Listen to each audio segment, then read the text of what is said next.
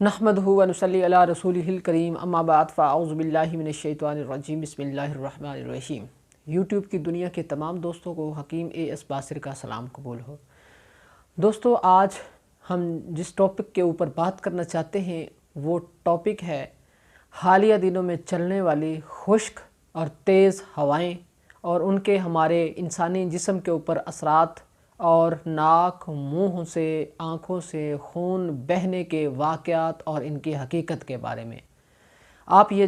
Topic सुनकर बहुत हैरान हुए होंगे कि ये कितना अजीब सा टॉपिक है और इस टॉपिक का हमारी ये चलने वाली हवाओं के साथ क्या ताल्लुक़ है। तो आज हम इस जदीद तहकीक की रोशनी में आपको ये बताने वाले हैं कि ये खुश्क हवाएं, जो तेज़ हवाएं चल रही हैं, इनका हमारी इंसानी ज़िंदगी के ऊपर, इंसानी सेहत के ऊपर क्या असर है। और जो मशरक़ी इलाका जात हैं, दीगर पाकिस्तान के दीगर इलाकों में नाक और मुंह से खून के निकलने की जो वजूहात और इन नाक और मुंह से खून के निकलने का तेज़ हवाओं के साथ क्या ताल्लुक़ है, यही तत्बीक हम आज जोड़ेंगे और आपको बताएंगे इसका इलाज भी। तो इस वीडियो को आखिर तक देखें और अगर आप लोगों ने अभी तक हमारे चैनल को सब्सक्राइब नहीं किया है तो हमारे चैनल को सब्सक्राइब कर लें ताकि हमारी हर आने वाली नई और जदीद तहकीक पर वीडियोस आप तक सबसे पहले पहुंचे। जी, अब चलते हैं अपने टॉपिक की तरफ, बात शुरू करते हैं। आपको ये टॉपिक समझाने से पहले मैं थोड़ा सा तिब की जो बुनियादी चीज़ें हैं उनके ऊपर आपको लेके जाऊंगा ताकि आपको बात अच्छी तरह समझ आ सके। दोस्तों, हम जो भी ग़िज़ा खाते हैं वो मैदा में जाकर हज़म होती है और कैलूस और केमोस की शक्ल में जिगर तक पहुंचती है, फिर वहां जाकर उसको वो पकती है और पकने के बाद वो एक मुकम्मल ग़िज़ा की सूरत में वहां पर बलगम अलहदा हो जाती है। जिस्म के अंदर मौजूद खिलतों में से एक खिलत बलगम है जो कि वहाँ पर जाकर अलहदा हो जाती है। वहाँ पर जाकर खिलत सौदा अलहदा हो जाती है और सफ़रा अलहदा हो जाता है। खिलत बलगम जो है वो अलहदा होकर हमारे दिमाग और आसाब की ग़िज़ा बनती है, दिमाग और आसाब को तक़वियत और तग़ज़िया करती है। और इसी तरह खिलत सौदा जो है ये पक कर जिस्म के अंदर क़ल्ब और अज़लात यानी मस्कुलर सिस्टम को तक़वियत और तग़ज़िया का बाइस बनती है। इसी तरह जो खिलत सफ़रा है वो पित्ता में जाकर स्टोर होती है और बाद में जो है वो कतरा कतरा लिटल इंटेस्टाइन यानी छोटी आंत में गिर कर हमारे निज़ाम इन्हज़ाम में मुआवन और मददगार साबित होती है। ये अल्लाह ताला का निज़ाम है और ये भी एक हकीकत है जिसको अब तक के अतिब्बा कराम ने अपनी भरपूर तहकीक और निचोड़ के नतीजे में साबित किया है कि जो हमारे जिस्म में मौजूद खिलत बलगम है उसका ताल्लुक़ चूँकि आसाब और आसाबी निज़ाम से है, दिमाग से है, और इसकी तत्बीक दी जाती है पानी के साथ। चूँकि दिमाग जो है ये ज़्यादातर पानी के लिक्विड हिस्से पर, इसमें पानी होता है, बलगम और रेशा होता है, इस पर मबनी होता है, तो इसको तत्बीक पानी से दी जाती है और इसका मिजाज जो है वो सर्द माना गया है, तर माना गया है, सर्द माना गया है। इसी तरह जो खिलत सौदा है उसका ताल्लुक़ क़ल्ब और उज़लात से जोड़ा जाता है और उसका मिजाज जो है वो खुश्क माना गया है। खुश्क सर्द और खुश्क गर्म दो मिजाज जो है वो खिलत सफ़रा के, एक केमियावी तहरीक और एक मशीनी तहरीक। एक तहरीक में खिलत, कोई भी खिलत है वो जिस्म के अंदर स्टोर होती है और दूसरी में वो पैदा होने के साथ साथ खारिज भी होती है। और सफ़रा जो है उसका ताल्लुक़ जो है वो जिगर के साथ जोड़ा गया है और इसका मिजाज जो है ये भी गर्म खुश्क और गर्म तर माना गया है। अच्छा, इसी तरह जैसे हमने दिमाग और आसाब को जोड़ा है एक फ़ितरी चीज़ पानी के साथ, तो हुक्मा ने जो उज़लाती तहरीक है, जो हमारे जिस्म में पैदा होने वाला सौदा है, जो क़ल्ब और इज़लात को तग़ज़िया करता है, ग़िज़ा फ़राहम करता है और जिस्म के अंदर جو ہے مختلف مراحل کے اوپر ہمارے جسم کے اندر معاون ثابت ہوتا ہے، صحت کے لیے ضروری ہے، اس کا تعلق جوڑا گیا ہے ہوا کے ساتھ۔ اور اسی طرح جو خلت صفرا ہے اس کا تعلق جوڑا گیا ہے گرمی کے ساتھ، حدت کے ساتھ، سورج کے ساتھ، روشنی کے ساتھ، آگ کے ساتھ۔ تو اگر ہم ان خلتوں کے اوپر غور کریں اور غور کرتے ہوئے اب آئیں، اب موجودہ حالات کے اندر چند دنوں سے چلنے والی تیز ہواؤں کے اوپر اگر ہم بات کریں اور ہم اس اپنی ریسرچ کے میں سے جو ہے تلاش کریں کہ کیا ان ہواؤں کا تعلق خلت بلغم سے ہے، صفرا سے ہے یا سودا سے، تو ابھی میں نے آپ کو بتایا کہ خلت سودا جو ہے اس کو تطبیق دی گئی ہے، مطابقت دی گئی ہے، اس کو جوڑا گیا ہے ہوا کے ساتھ۔ یہی وجہ ہے کہ جو بھی ہم تیزابیت والی چیز کھاتے ہیں، ایسیڈیٹی والی چیز کھاتے ہیں، تو جسم کے اندر گیس اور ریح بننا شروع ہو جاتی ہے۔ اگر وہ چیز خشک سرد مزاج کی حامل ہوگی تو جو ریح، ہوا اور گیس ہے وہ پیدا ہو کر جسم کے اندر رکنا شروع ہو جائے گی، اور اسی طرح وہ اگر خشک گرم مزاج کی حامل چیز ہوگی جو ہم کھائیں گے تو پھر وہ جسم کے اندر سے گیس پیدا تو ہوگی، ساتھ میں خارج بھی ہوگی۔ تو اسی میں خشک گرم میں ہی جو ہے ہوا ہے وہ اوپر کو اٹھ کر دماغ کے اندر پہنچ کر اس کے بخارات تبخیر کے کا سبب بھی بنتے ہیں، جس سے بے خوابی اور دیگر بہت سارے امراض جو ہیں وہ جنم لیتے ہیں۔ تو جسم کے اندر جب خلت سودا بڑھ جاتی ہے، یوں تو کوئی بھی خلت جب جسم کے اندر بڑھ جاتی ہے تو وہ نقصان کا باعث بنتی ہے، کیونکہ صحت جو ہے وہ تمام خلتوں کے اعتدال کے اوپر رہنے کا نام ہی صحت ہے۔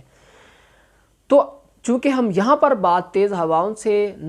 کے چلنے سے ناک، آنکھوں اور منہ سے خون آنے کی وجہ معلوم کرنا چاہتے ہیں اور ہم اس کے بارے میں بات کر رہے ہیں، تو ہم بات کریں کہ خلت سودا یعنی عضلاتی تحریک اور ہوا کے بارے میں۔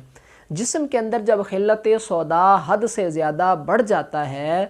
تو پھر کیا ہوتا ہے، جسم کے اندر خشکی کا غلبہ آتا ہے، جسم کے اندر ہوائیں آتی ہیں، تیز ہوائیں چلتی ہیں جسم کے اندر بھی، جس طرح کہ آج کل چل رہی ہیں۔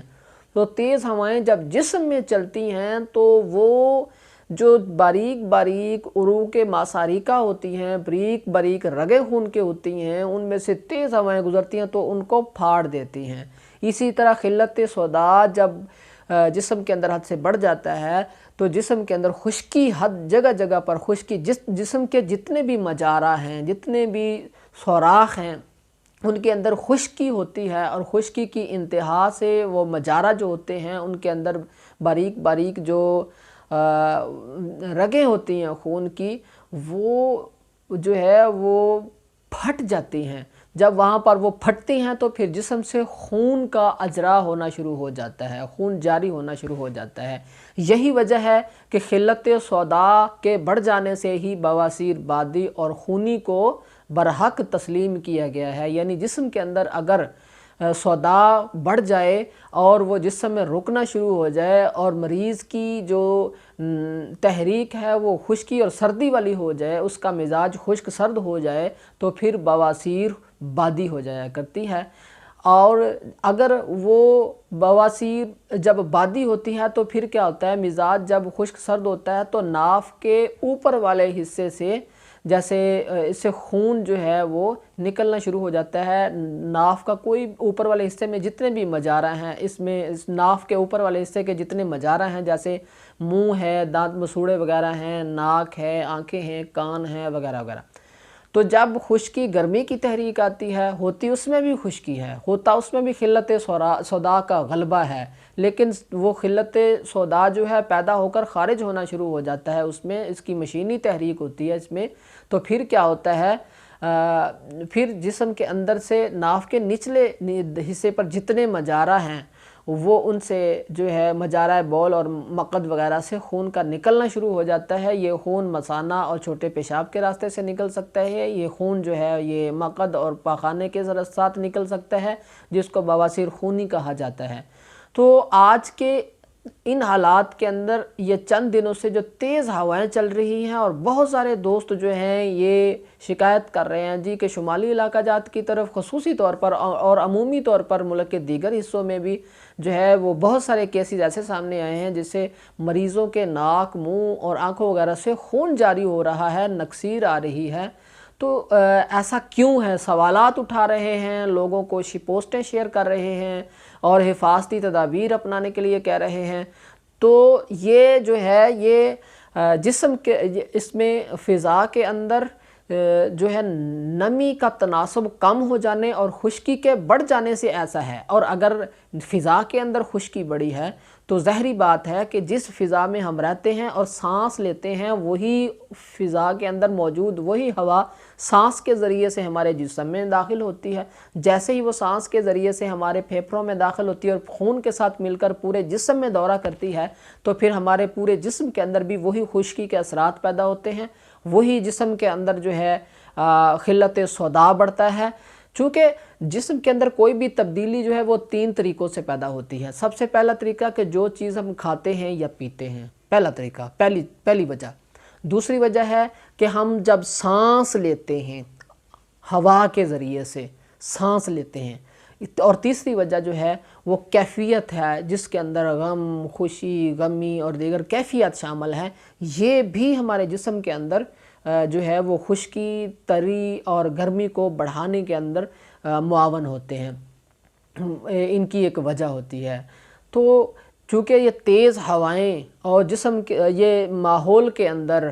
فضا کے اندر خشکی کا تناسب حد سے بڑھ جانا، جب فضا میں خشکی بڑھے گی، فضا کے اندر خلت صداع بڑھے گی تو آٹومیٹیکلی اسی فضا میں، اسی ماحول میں ہم رہتے ہیں، ہمارے جسم کے اندر بھی خلت صداع بڑھے گا۔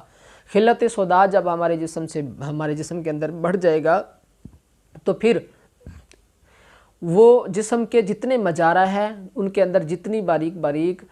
رگیں ہیں وہ پھٹیں گی اور وہاں سے خون کا جاری ہونا لازمی چیز ہے۔ تو اس کے لیے اب دیکھتے ہیں کہ احتیاطی تدابیر کیا ہیں، ہم نے احتیاطیں کیا کیا کرنی ہیں۔ اس میں ہم نے کیا کرنا ہے کہ ہم نے اپنے جسم کے مزاج کو، چونکہ ہمارے ماحول کا مزاج تو خشک سرد اور خشک گرم بن گیا ہے، اور وہی خشک گرم ہوا ہمارے جسم کے اندر پہنچ کر ہمارے مجارہ کے اندر موجود باریک رگوں کو پھاڑ کر خون کے نکلنے کا باعث بن رہی ہے۔ تو ہم نے کیا کرنا ہے، ہم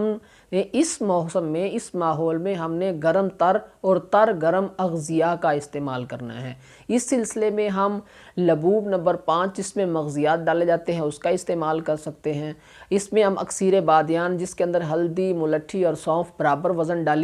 ڈال کر ہم اس کو بناتے ہیں، جس کو اکسیر سوزش بھی کہتے ہیں،